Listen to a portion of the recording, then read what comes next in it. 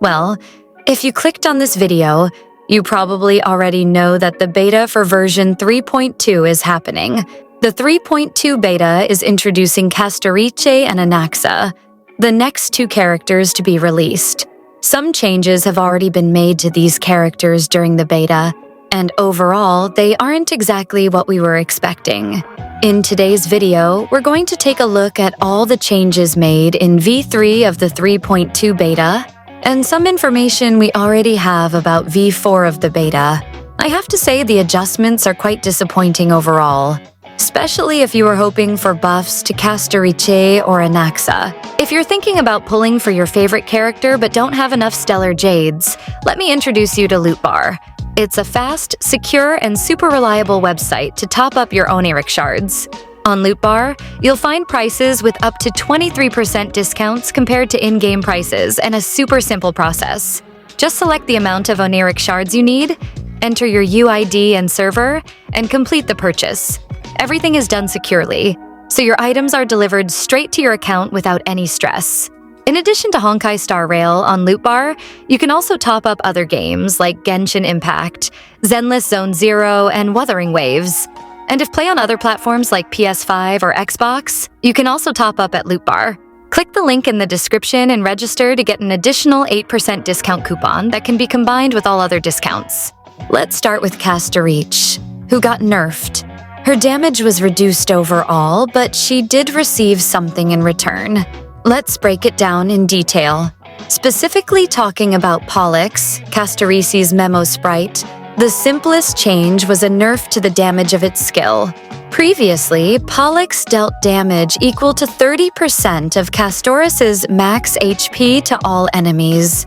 This value was reduced to 24%. While it's a damage reduction, it shouldn't be too alarming. The most significant change to Pollux was made to its second skill, which previously dealt between 30% and 38% of Castorice's max HP as damage to all enemies. Now this value has been reduced to 24%, similar to what happened with Pollux's first skill. But here's the catch. These values now increase as you use this skill repeatedly, reaching up to 34%.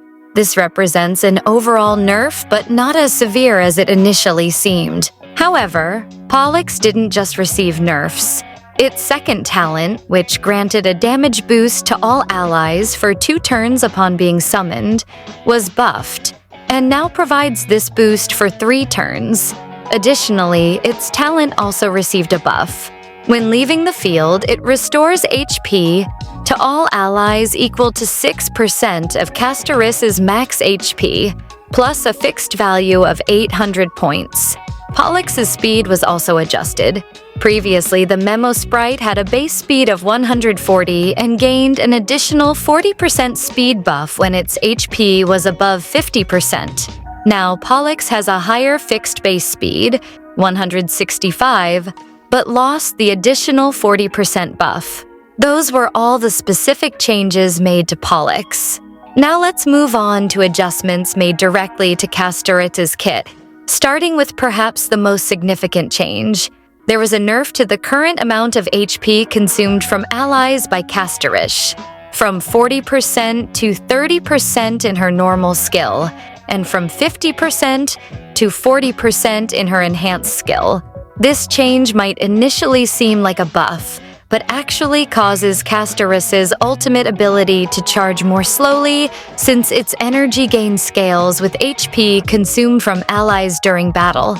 Castorice's ultimate ability also underwent changes related to Pollux's adjusted base speed mentioned earlier. Her talents and traces saw some interesting alterations. Although the HP consumption multipliers on her skills were reduced, a buff was added to her trace to help with ultimate energy recovery. Previously, her ultimate only charged with HP consumed and healing exceeding the max HP of team members. Now, any healing contributes energy toward her ultimate. Her second trace was modified to exclusively grant Castorice herself a speed boost of 40%, as long as her HP is at or above 50%. The third trace also saw changes. Previously, when Pollux disappeared, it restored allies' HP equal to 10% of Castorice's max HP, plus a fixed value of 800 points. Now it provides an offensive buff. Lower enemy HP results in higher damage dealt by Pollux, with an additional maximum increase of up to 40%. Those were all the changes made to Castorice's base kit. Now, let's talk about adjustments made to her eidolons. Her E1 received a significant nerf in its damage multiplier.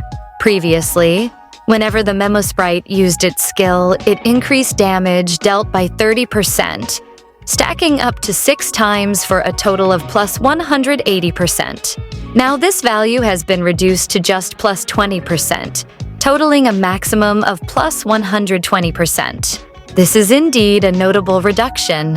Her E2 also saw changes in effect. Before it granted an additional plus 100% damage buff for the next enhanced skill. Now her enhanced skill only recovers 20% of the amount spent on Stamen Nova. This means overall damage decreased, but ultimate uptime improved. Meanwhile, E6 underwent a major adjustment. Previously, Pollux wouldn't disappear after exploding. Now it will vanish after exploding, but will deal 3 additional instances of damage during its final explosion. This theoretically represents much more potential damage for Castorice, but reduces how often Pollux attacks during battles. These were all the changes made in V3 for Castorice. It's safe to say her overall damage decreased slightly, but her rotations are now simpler and easier. She still seems like a character destined to remain at the top of tier lists for quite some time. These changes were significant, no doubt, but she certainly isn't weak. So if you were planning pulls for this character, you can rest assured. There are still chances for further major adjustments in the future. However, it seems there won't be any additional significant changes in the next beta version. We'll talk more about this later in the video. Now let's move on to ANAXA. And here is where this beta version truly becomes disappointing. His adjustments were simpler compared to Castorice. ANAXA received a significant nerf to his base attack stat, dropping from 814 to 756. A considerable reduction that will lower his overall damage output. Meanwhile, his base speed increased slightly from 94 to 97. Regarding his skills, an extra effect was added. Now each enemy present on the field increases the damage dealt by his skill by plus 15%. It's an interesting buff, especially for scenarios with multiple enemies like Pure Fiction. However, in situations with fewer enemies, ANAXA might not perform as well as expected. His ultimate only underwent a minor textual change. Previously, the sublimation effect lasted 1 turn. Now it lasts until the start of enemy's turn. Practically speaking, I don't think this changes anything substantial beyond clarifying its description. ANAXA'S talent has been nerfed. Instead of increasing damage by 60% against targets with 5 or more different weaknesses, this increase is now only 40%. It seems that the developers wanted to redistribute ANAXA'S damage from the talent to his skills specifically. Now, regarding ANAXA'S trace, which caused a lot of confusion at the start of the beta, its description has been updated. The trace stated that depending on the number of erudition characters in the team, corresponding effects would be activated. However, many people were confused about whether it was possible to activate both effects or if only one would be available. With the new description, we now know that if ANAXA is the only erudition character on the team, he receives a massive 140% critical damage boost. If there are 2 or more erudition characters, this critical damage effect disappears, and instead, a 30% damage increase is granted to all allies on the team. Now let's talk about the changes to ANAXA'S eidolons. His E2 has been completely reworked. Previously, ANAXA'S ultimate skill dealt 3 additional instances of damage and increased his speed by 12% for 2 turns. Now, the effect is as follows. When enemies enter the battle, it triggers ANAXA'S talent weakness application effect once and reduces resistance to all types by 20%. Overall, ANAXA'S damage has decreased slightly, but this change to E2 is quite significant since resistance reduction is a very strong mechanic in the game. E4 received a nerf. Using his skill previously increased ANAXA'S attack by 40%, but now this value is reduced to 30%. Additionally, this effect could stack up to 3 times before but is now limited to 2 stacks. However, E6 was buffed. Previously, every time ANAXA applied his ultimate's debuff to enemies, his damage permanently increased by 3%, stacking up to 5 times. Now this value has been doubled to a 10% damage increase for 3 stacks. In other words, the permanent damage buff has doubled in value. With these changes, we can see that ANAXA remains more or less the same, only slightly better in AoE situations. What's disappointing is that none of these changes for either ANAXA or Castorice address some of the issues they have in their kits. Version 3.1 is approaching its midpoint, which means developers have about 22 days left to make further adjustments to these characters. I have good news for those hoping for buffs. Version 4 of the beta will be released in a few days, and we already have some information about upcoming changes.